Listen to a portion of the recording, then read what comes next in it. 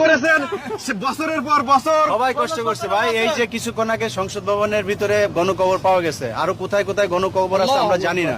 So, কত হাজার মানুষ মারা গেছে এটা আমরা তো জানি না। অতএব আমাদের এখনো এই যে যেটা বলছেন যে কত মানুষের জীবনের বিনিময়ে স্বাধীনতাটা এসে আমরা জানি না। এখনো আমরা নিশ্চিত না।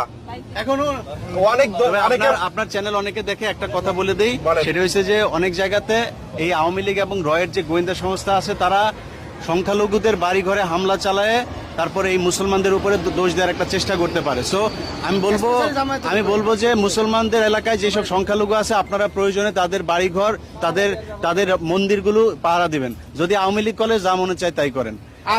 আরেকটা বিষয়, আমাদের কি এখনো রেমিটেন্স পাঠানোর সময় আছে না আরো দেরি করতে হবে? না অবশ্যই না, এখন তো পাঠাইতে হবে, এখন তো আমাদের দেশ করতে হবে। চোর মুক্ত হয়েছে বাংলাদেশ, চোর মুক্ত হয়েছে, এখন আমরা মুক্ত হয়েছে কিন্তু